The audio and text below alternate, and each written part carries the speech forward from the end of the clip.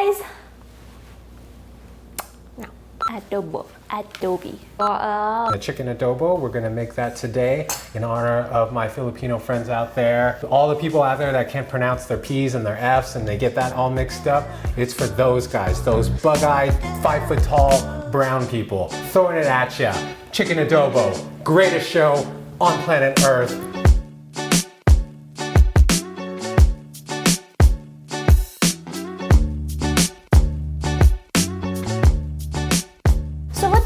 Like mixing the P and S? So like where we would say like, oh, that guy is too fast, right? They would say, oh, he's too fast.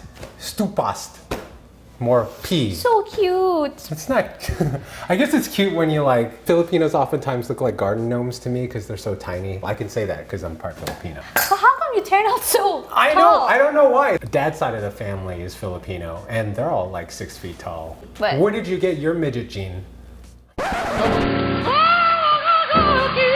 All right, so for chicken adobo, it's a very simple, very basic recipe. You need some chicken, you can go with quarters, you can chop up a whole chicken. My favorite cut of chicken is the chicken thighs. I love the skin, I love the dark meat, I think it adds more flavor. So today we got a tray full of chicken thighs. Pat dry the chicken skins. I actually torched it a little too, just to get some of the extra moisture out. And outside of the chicken thighs, you really only have 4 ingredients. It's peppercorns. The old school ones will toss in the whole peppercorns. We're gonna crush ours today because I don't like big chunks stuck in my teeth. Garlic. This is a very garlicky dish as well.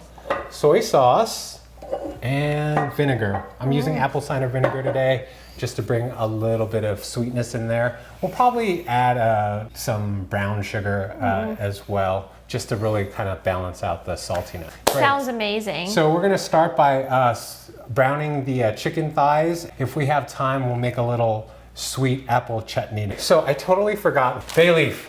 You need a couple of these leaves that are bays. So let's get started with browning the meat.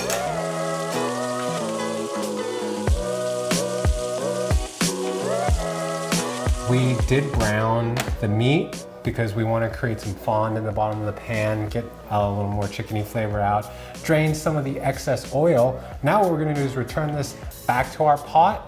We're gonna add maybe about half a cup of vinegar and a half a cup of soy, add some water, add everything else, and then we're gonna let this simmer for about 30 minutes.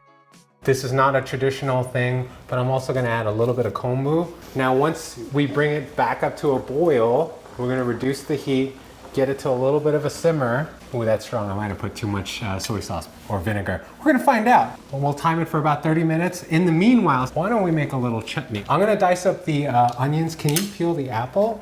Oh, using this peeler? Whatever peeler you have, or a paring knife. Do you want a paring knife? You always wanna leave the root end. It holds the onions intact. It's like basic kitchen stuff. What are you doing? I'm dancing. I'm gonna put this into a little pot and start caramelizing it on kind of a medium to medium-low heat. Okay, we have a little bit of that simmering going on, so that's great. I'm gonna add a little bit of salt. Why don't we add a little bit of ginger? You guys like ginger, right? So you can kind of treat this like garlic and just mash it. Do that. Okay, a little bit of ginger in there. Star anise seeds and some cinnamon. What the fuck happened to this apple? Like really, what happened to this apple? What the fuck happened to this? Why are there so many trenches and crevices? Do you wanna get You the used B-roll? the peeler. I could park a car in one of those trenches. Why is it not smooth?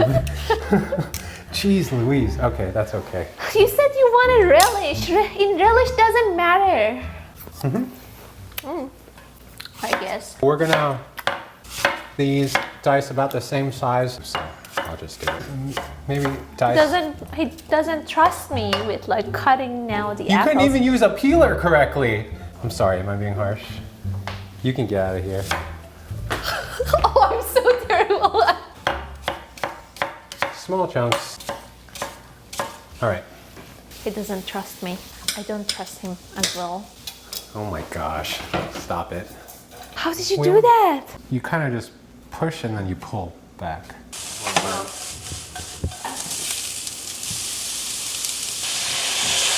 This is kind of like that apple chutney I was talking about. I just wanted something sweet on the plate, so why don't we just layer it, create a little bed, a little base.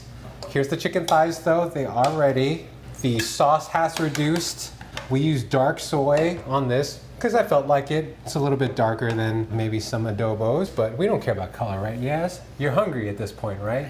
I'm super hungry. See, this is my strategy. You know, a lot of people think I cook well. I don't. What I do is I wait until people are starving.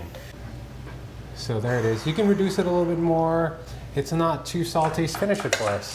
What do we got?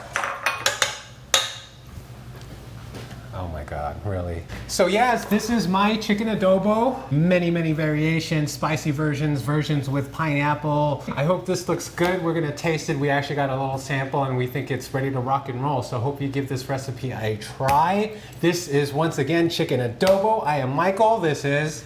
Yes, they need to follow us, subscribe us, and like us. That's and right, comment. follow us, subscribe us, and like us. Yeah, and introduce us to your friends.